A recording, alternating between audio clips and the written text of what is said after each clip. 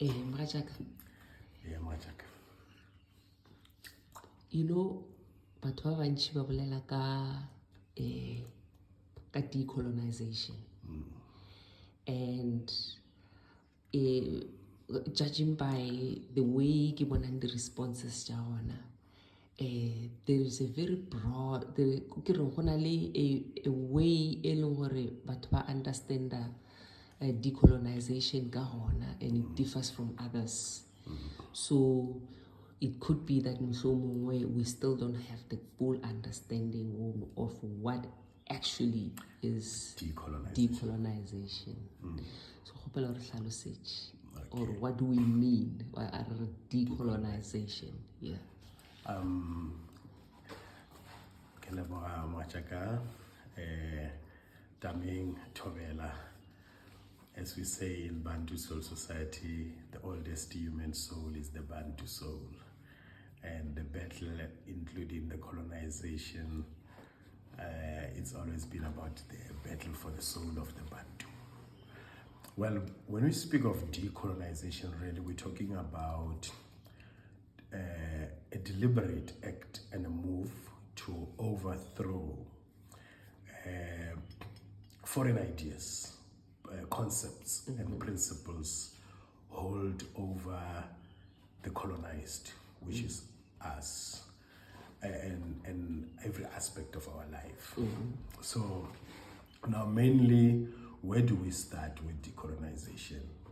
The first point is education, because the education that was given to us was a colonial education, was a education that was designed to make us amenable to colonization. Yes. So therefore, we have to begin there. And there is a whole lot of history to that.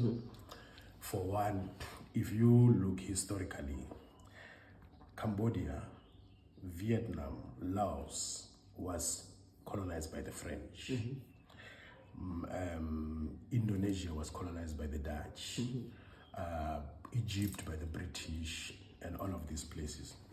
But when these people, when they decolonize, when they're moving out of colonization, they changed also the language. They stopped using the language of the colonizers. Yes. While on the contrary, here in Africa, we're counting do it better than them. We're counting 60 years of independence, but we have maintained the language of the colonizers. And hence you are having Africa still divided in terms of the Anglophone, with the Africa that speak English, the Francophone, the Africa that speak French, better than the French, the Lusophone, the Africa that speak Portuguese, Angola, Mozambique, Cape Verde, and all those areas. The Germans were in Namibia. They were in Namibia, but then they were replaced by the Boers. Today, when you go to, from that resolution of the United Nations, when they then place it under the Boer, and then it becomes Southwest Africa, before they call it Namibia. Today, when you go to Namibia, majority of the people in Namibia, they speak Afrikaans. Yeah. You know. So now, the fact that we did not change the language, we continue to the point that we colonize our mind to believe that speaking a perfect English is a mark of intelligence. A mark of intelligence. It speaks to how educated you are. We had examples of the former president, Jacob Zuma. He will be a laughing stock because sometimes he can't. Sometimes he can't say the numbers. And he gets ridiculed for that, but actually, everybody ignoring the kind of work he's done. Exactly. Yeah. So now the countries that were formerly colonized like us, they changed their languages, and they become as innovative as the West. And actually they've proven that industrial civilization is not exclusively European. Look at what China, you know, Korea, although it was colonized by the Japanese, but then after decolonization, it developed its own, its language. And developing a language is not a mystery. You know, developing a language, actually, in the past 100 years, there are 3 communities that developed their own languages. And others, they fast-track it in a space of about 20 years. the Boers here, Yeah. the whites who were made here, Yes. Afrikaners, Yes. the Hebrew, the modern Hebrew, and the Bahasa, the language of Malaysia. It's all changed in less than 100 years period. Let's talk about the Boers. The Anglo-Boer War, which they today, when they want to be politically correct, they call South African War. To a great extent, of course, the South African War, but it was a war of two tribes of the Europeans, the British and the Boers. And one of the main reasons was that the British, they disliked the lifestyle of the Boers. They wanted to change it completely through the policy of Alfred Milner. So Alfred Milner had this policy of Anglicization of the Boers. He did not like their behavior and so forth. The resistance started from 1804 when Britain introduced the abolishing of slavery. And one of the things people don't really understand and recognize is that the Boers, before they subjugate us in the second form of slavery, they had the first form of slavery, they participated in enslaving Africans. So they did not like the British idea of abolishing slavery. So on one hand, they are fighting, they're resisting the abolishment of slavery, but on the other hand, they wanted to maintain their own Boer culture, which the British did not like at all. So the first war, the first Anglo-Boer War, was in 1880 to 1884. And then the second one, which they usually refer to it as the second Anglo-Boer War, was the 11th of October 1899 to 31st May 1902. What the famous Anglo-Boer War. And that war, it immediately followed by the Treaty of Vereeniging. They signed the Treaty of Vereeniging, where they incorporated the Boer. And the Boer then began the process of standardization of Afrikaans. And 1910, there was then a formation of the Union of South Africa. By 1913, the Boers have already developed Afrikaans and standardized and intellectualize it and begin to apply it at primary level schooling. By 1918, they were using Afrikaans as a language of the university. By 1925, it was used as a parliamentary language. By 1933, they were already printing the Afrikaans Bible. Yes. So you see the short period of time. While apartheid itself, because now apartheid then gave them a state power. Like 1948, the National Party took over and they ruled South Africa. In 1961, they do away with the monarchy. South Africa in 1961, 31st May, become a republic. So from 1948 to 1994, it's a short period of time of people standardizing their language, intellectualizing their language, and operationalizing it completely.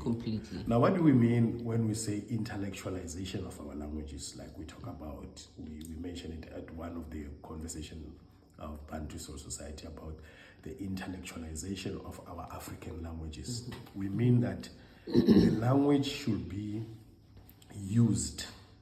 We should be able to use our language to educate anyone from kindergarten to university level. And we should be able to use our language for all areas of social existence. Science, economics, technology, and all of that.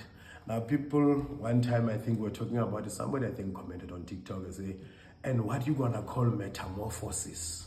That's that's how simplistic our people get, right? But did you ever ask yourself, or how did the Chinese do it? How did the Indians do it? How did the Indians do it? Because they were also colonized by the British. The Philippines. were colonized. But they're Asia. doing it. Everybody's doing it. Everybody's doing it. So why and is they it have such a names for everything, including metamorphosis. and civilization, and so forth. Now, to say, which is what our elite, our educated Africans keep on giving as an excuse to say, well, first of all, English, it unites us,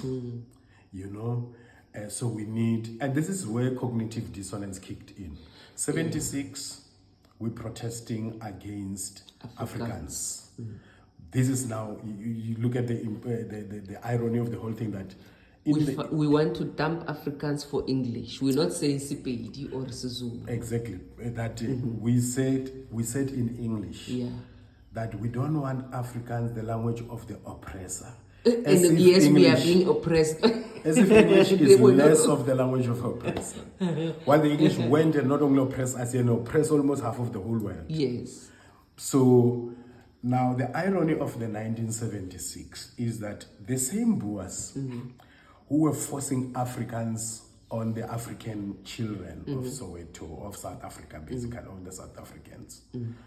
The same Boers, a couple of years back, they were resisting the British, forcing English over them. Yes. So they had the same struggle. Yes. Now the same people who did not want their language, their foreign language, colonial language imposed on them, they're the ones who are trying to impose their Africans on us. Now, it brought us to the whole thing that on one hand, you are having us using one colonial language to reject another colonial language. We're using English to reject Afrikaans. We even say, English unite us all. We are able to all communicate in English. Here in South Africa, we have Zulus, Xhosas, what. The truth of the matter is, even South Africa, more than most African countries, South Africa has the infrastructure, the conceptual basis for developing one language. Yes. Our languages are easily clustered. Yes. Sotho, Setswana, Sepedi. If you can speak one of these, you can speak all of them. You can speak all three. And then Zulu, Xhosa, Singuni, Zulu, Xhosa, Swati, Ndebele. You speak one of them, you can speak all of them. I've seen the Venda and the Tsonga in Limpopo crisscrossing each other's language like that. It's very rare you find the Venda people who can't speak a Tsonga language. Or Sepedi. Kilovedu, you understand? So we have the basis more than anybody else as the Bantu. Bantu languages we're a linguistic community. They are related. We have similar words. So it can be done if we had a political will. Yeah. But now the misfortune of colonialism and neo-colonialism is that after colonization, colonialism we have to deal with white colonialism and black neo-colonialism. And black neo-colonialism is the one that is now enforced. Actually, they are extending the lease of colonialism, our African elite, by making sure that they don't change anything in the university. Yes. Malaysia developed a language, Bahasa. The language they develop also, 1965 they get their independence. 1970 they're beginning to introduce this Bahasa language at the university level. 1983 it is a language that is used for everything, medium of instruction and everything. You see the short period of time. Some can say, well, most of these countries are monolingual. But okay, what stops Lesotho doing it? Because it's monolingual. Yeah. What stops Swaziland to do it? It's monolingual. Yes. What is stopping Botswana to do it? It's almost monolingual. Mozambique, I think. Mozambique, the most dominant. Maybe they're bilingual actually, but they can still do it. They can still do it. What stops these African countries to do it when they're only speaking one language? Yeah. To turn Setswana into the official language of Botswana, the medium of instruction, the language of innovation, the language of science and technology, is because we are always looking outward. We are educating our people to go and serve the outside world. Correct. We are educating ourselves to solve European problems, not to solve African problems. And that is why we are good at that, at solving European problems, not African problems. So therefore we find that we are educating you to be able to be good for the job market anywhere else, Europe, America, So it's modern day slavery, actually, if you think about it. Yes. You know, now you think you have the actual, you actually think you have the free will to do so by, choosing to go and work and study in Canada and not work back home in Ghana. Yes, exactly. So that is why they talk about the brain drain of the continent. It's one of the problems. Thabo Mbeki's government was contending a lot with that, and I've had several African head of state addressing this issue of the brain drain, that we're educating our human resource, and then our human resource go out there to serve the others.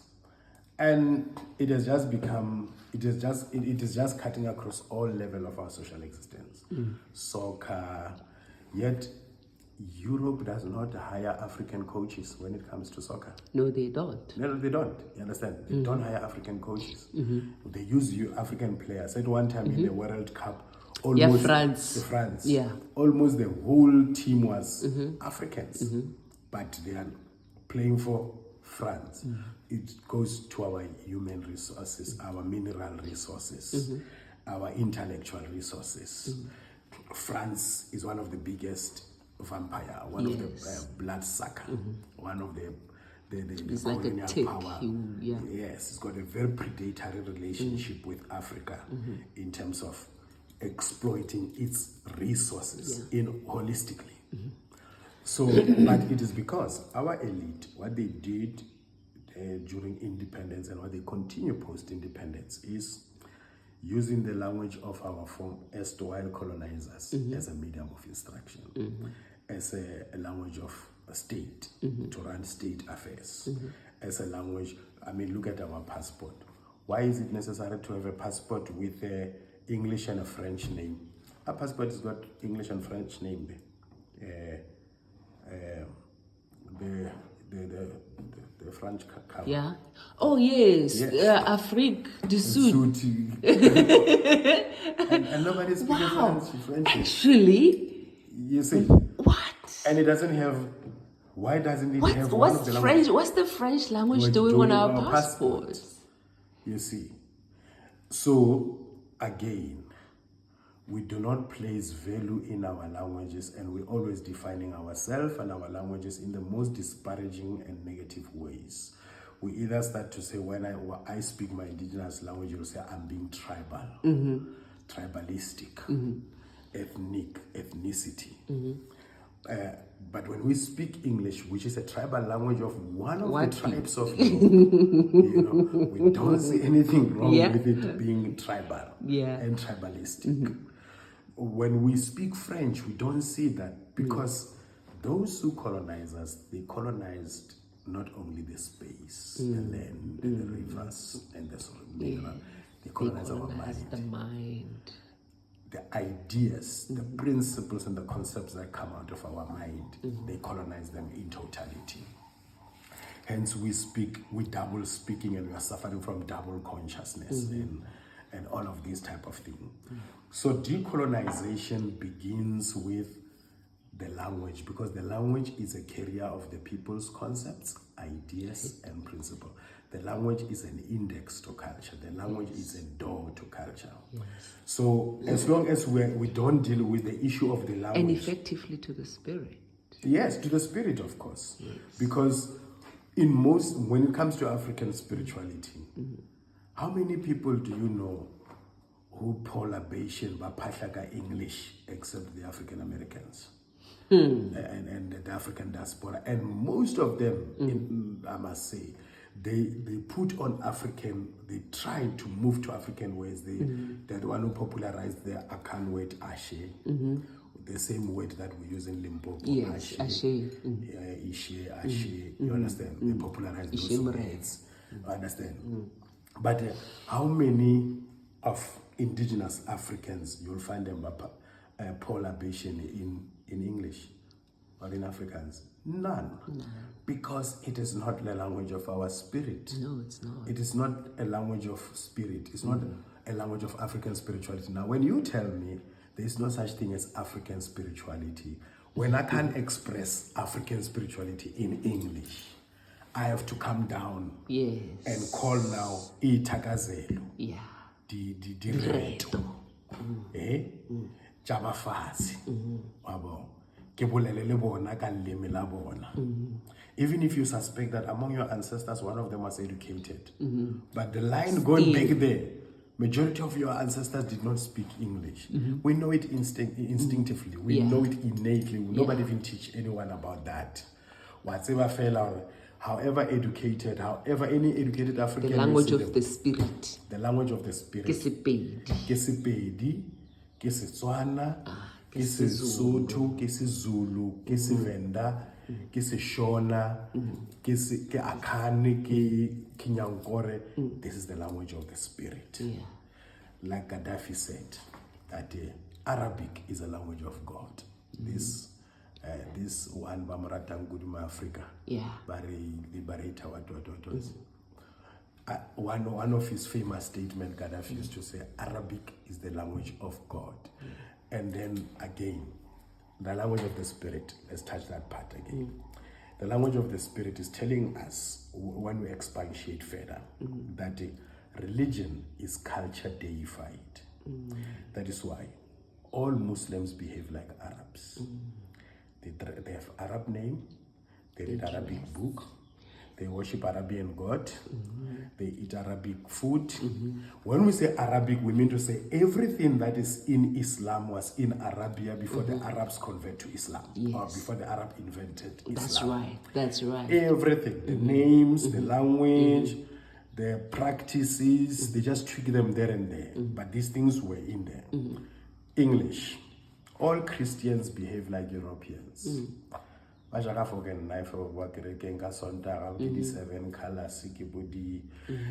Christianity is more amiable to Western culture than African culture. And therefore, that is why one of the primary objectives of our colonizers was to change our indigenous religion or our indigenous spiritual culture or our African spirituality and our culture, our cultural practices. Because religion is culture deified. When you take the culture of another people and make it holy, it's a religion. That is why all the Jews, yes, religion is culture deified. That is why if I ask you, is the word Mudimu a cultural name or a religious name of Botswana? It's a cultural name of Botswana. Cultural, Botswana don't have religion. Is the word Kamata a cultural name or a religious name of the Xhosa? It's a cultural name of the Xhosa because the Xhosa don't have a religion. Because Africans, we don't have a religion. We had a spiritual cultures. Our cultures are spiritual. We have developed a cosmology. That is why we say we are cosmologian. We mean to say that we've developed a world view and a life view that takes everything into consideration. Correct. That you can't separate Mudimu or our relationship with Mudimu from other aspects of our life. That is why we did not have a special day for dealing with Mudimu called Sabbath or Sunday. Any day. Any day. Anyway. Yeah, because Mudimu was an integral and is an integral part of our culture. When we say Ramasedi, we're talking about an integral part of our culture. Is a product of our culture. Is a result of our cultural intellectualism. Now, to say we can't intellectualize our languages is a lie. Our languages, they were intellectual. Now, when we talk about intellectualizing the African languages today, we're talking about them bringing them into the a global standard. Because before we came we came in contact with the colonizers or with the West, the conceptual West, and the Arabs. We have about 10 African scripts. You know, the Vai script, the Bantu script, the Akan script, all type of script, written CBD, all those written scripts. We had, and we used the script, the language, as a language of innovation, innovating what was part of our civilization, integral part of our civilization. It did not require us to outsource a language in order to develop. and to progress and to invent. So we invented everything we invented pre-colonialism, pre-slavery, using our indigenous languages. So our civilization were African and indigenous. I mean, if you think original. about it, the civilization of Mapungube. Yes, the civilization of Mapungube. It All the way to predates colonialism. It predates colonialism. And in their science, in their anthropology reports, they acknowledge that these things were there. Yes. Long before invasion. Before invasion, exactly. Look at the gold we saw. Yeah. The and the beads and the fact that they were actually trading with the East. Yes. They were having trade, but they were having also things that they were making themselves as a product of their own industry, indigenous industry. So to say we can't bring these languages, we need to standardize our languages.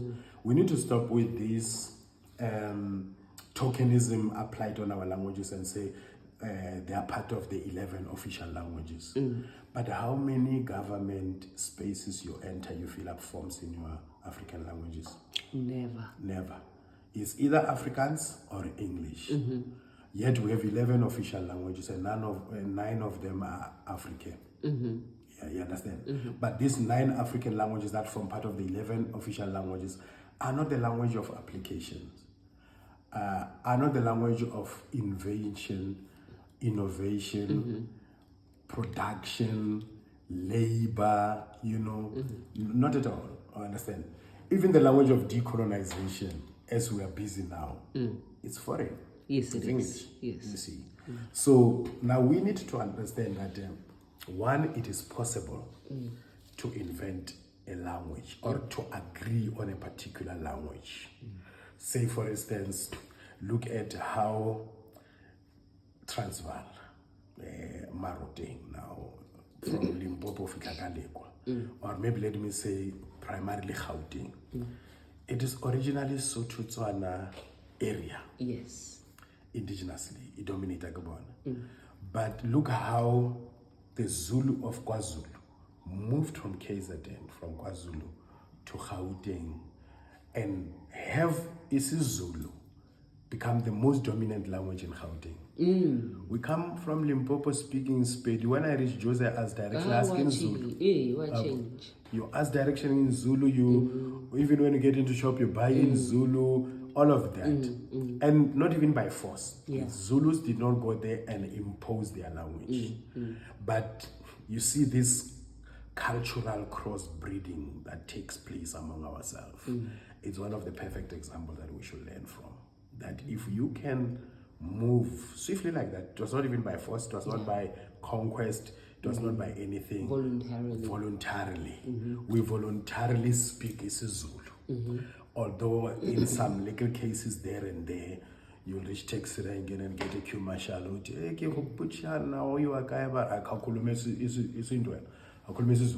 Those are minor cases that you can say, a bit of force. There's a little bit of work there that needs to be done, but we can't not do the work. We can't not do the work on the basis that people like that exist. And we can't use that to blame it on how Zulu became dominant is because of these Zulu men imposed isiZulu. No, the language morphed. You go to Soweto, you get a whole lot of people of different ethnicity.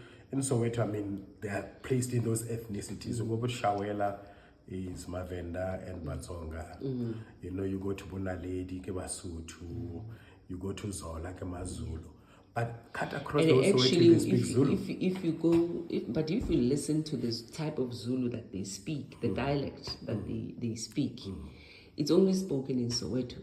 Yes, it's a Jozi Zulu. They managed amongst themselves to come up with the kind of Zulu that everybody is able to understand and communicate. Yes. Which makes everyone from every language group to be able to speak that language kind of Zulu. Yes. You understand? It's not the same as Zulu Mhlawalingana or Tuba or Northern KwaZulu. Understand? but it's a Zulu that is modernized, easier for everybody to use. Practically, we have two slangs in South Africa, and one of them is dominated by Zulu. Yes. We have Tsotsital Yes. and we have Xamto. Yeah. Xamto is dominated by Zulu words. Yeah. Yakhuluma, Yeah. and then Tsotsital is dominated by Afrikaans It's words. Afrikaans, yes. Again, another typical example of language creation. Yeah. How did we create Xamto? How did we come up with Tsotsitaal? How did we come up with Kufanagalo Yeah. in the minds? Yeah. Understand? Yeah. That they developed this language that they communicate with. Pretty much how Swahili was developed. It just came up as a lingua franca, Yeah. a language of trade between the Arabs and the Bantu people. And then in the process, come up this language. Now to say with universities, Malaysia, again, the example of Malaysia. Malaysia got its independence 65, 70. It developed the language. Then it even established a new university for that particular purpose, the National University of Malaysia, just to develop this Bahasa language that they are having now as their national language. Now we have universities, and we have universities that, not just university, Malaysia developed one university. It had one university, and then it developed a new university whose medium of instruction was this language. Now we had universities that historically, the Boers again, that's how they managed to standardize their language to intellectualization of it, is that they had specific Afrikaans universities. Rau, Stellenbosch. Wits was also very much Afrikaans. Yeah, Wits, Afrikaans and the Jews, English and all of that. But Poch universities, right? They were specifically, even Tekis, University of Pretoria, yes. they were specifically designed.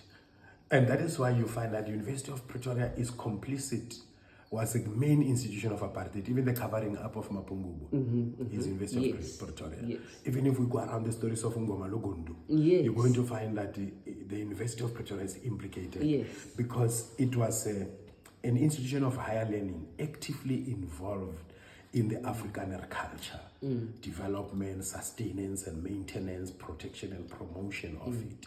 It was involved. Now we had traditionally about 6, 7 African universities. University of Venda, University of Limpopo, University of Northwest Mabatu, University Fort Hare University, University of KwaZulu, UKZN, Zululand, understand? So we have more than 5 African or traditionally or originally established universities as African universities. They only started post-1994 to introduce a subject called indigenous knowledge system, which is not doing much in actually standardizing the African language. intellectualizing. And in intellectualizing our language, it's not doing much. Yes. Actually, some of the things, someone was talking about how the University of Limpopo conduct its IKS, you know.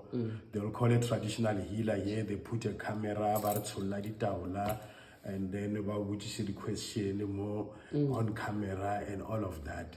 Now you're thinking, you are not Ngaka. So IKS is reduced to that. Yeah, it's reduced to that. People who are, you see the dilemma of IKS in South Africa, number one. The last time I checked, the head of IKS nationally in this country can't even speak one indigenous language of this country. Yes. What is he presiding over? They're just eating money. It's ridiculous. Yes. So the problem we're having here is products like that, disciplines like that, like IKS, are run by people who are not even IKS practitioners. Yes. They just read a couple of books. Interfaith spaces. They're run by people who are not interfaith. They're interdenominational. Yes. They are more entrenching different denomination of one particular faith.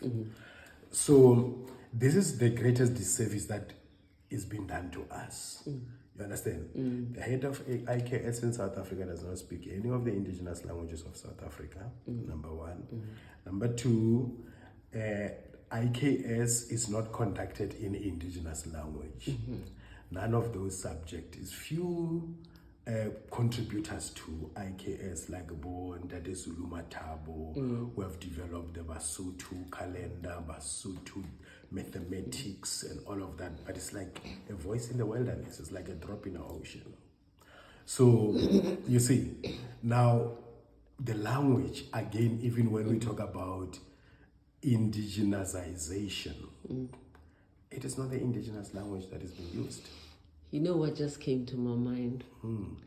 That everything that you know, none of the universities can claim that you learned it from them.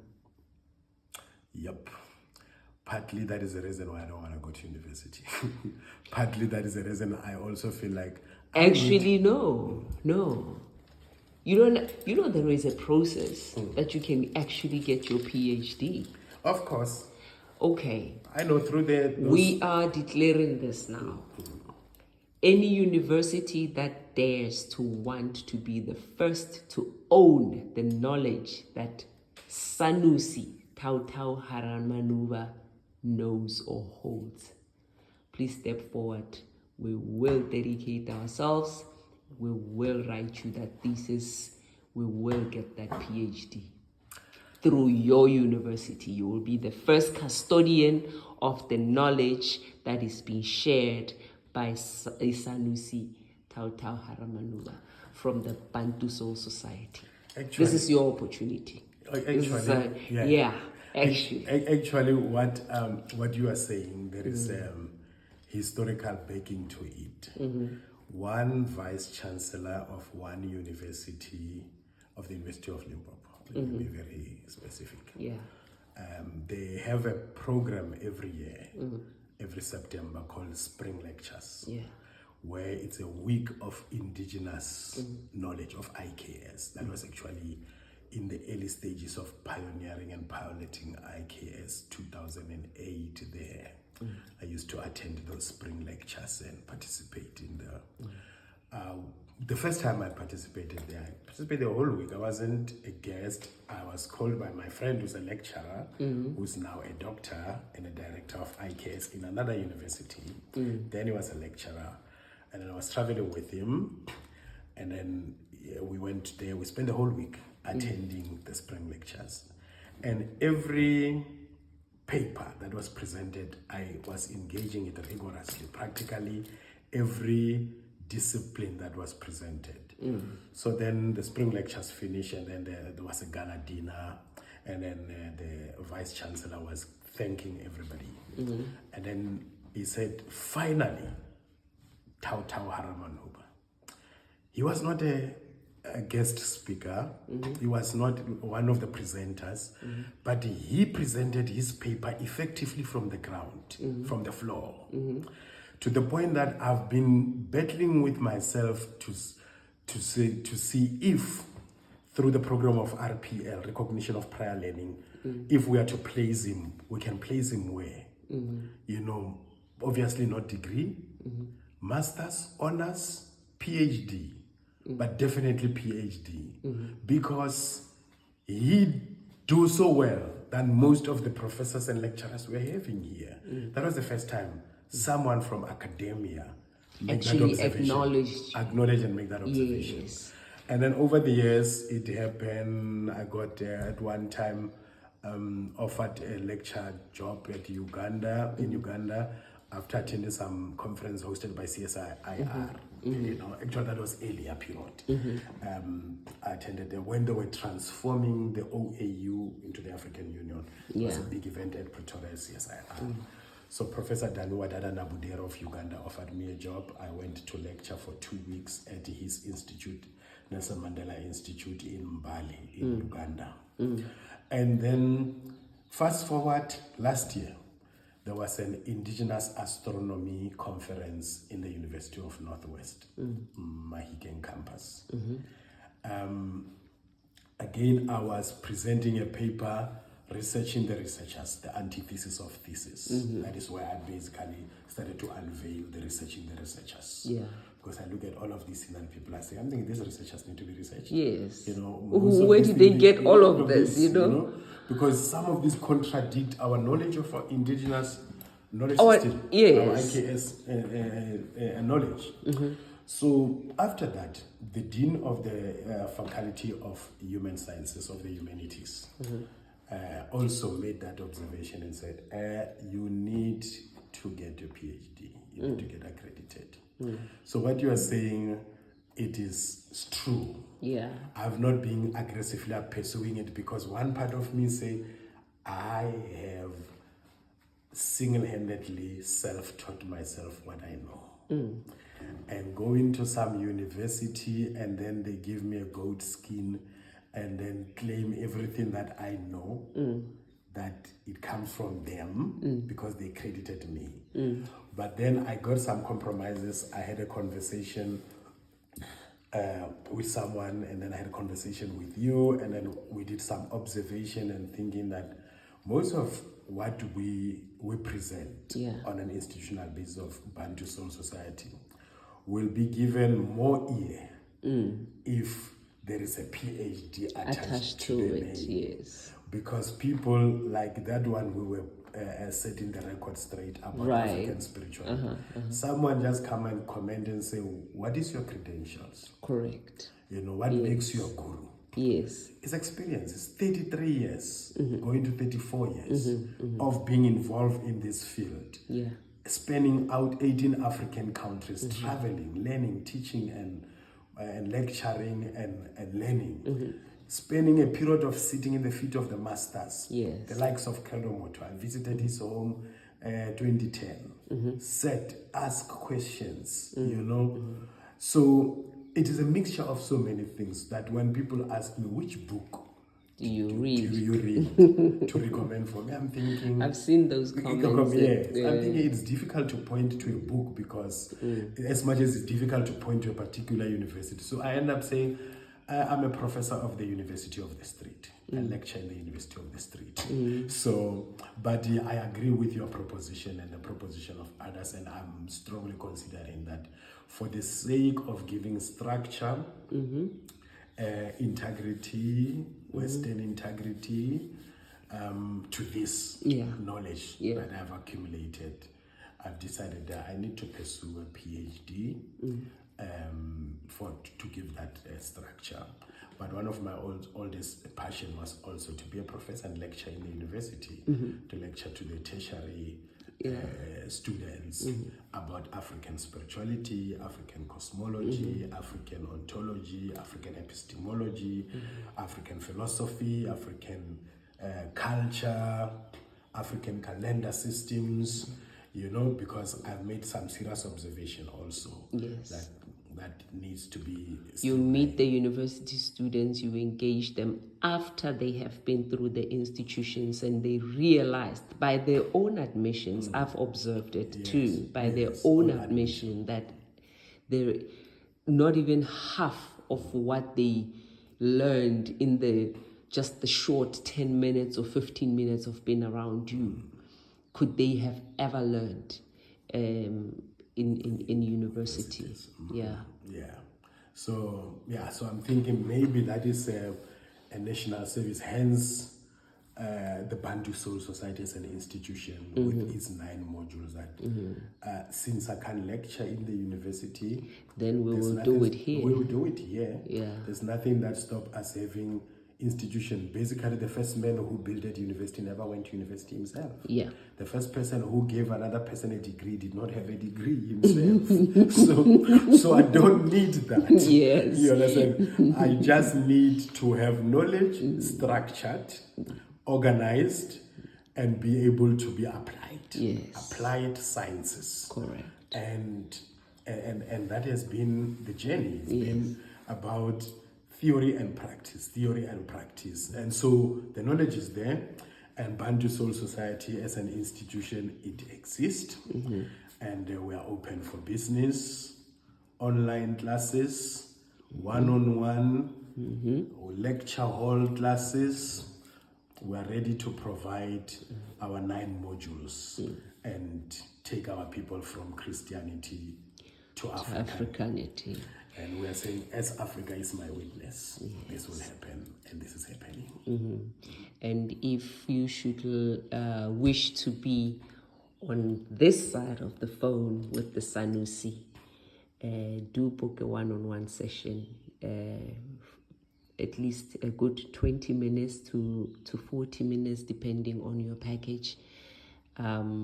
It will be the most rewarding experience you will ever have. Yes, they must just visit our website. Yes. www.bantusociety.org.za. Also drop us an email at info@bantusoulsociety.org.za or bantusoulsociety@gmail.com. And we also provide studies for long-distance correspondence, our brothers and sisters in the African diaspora.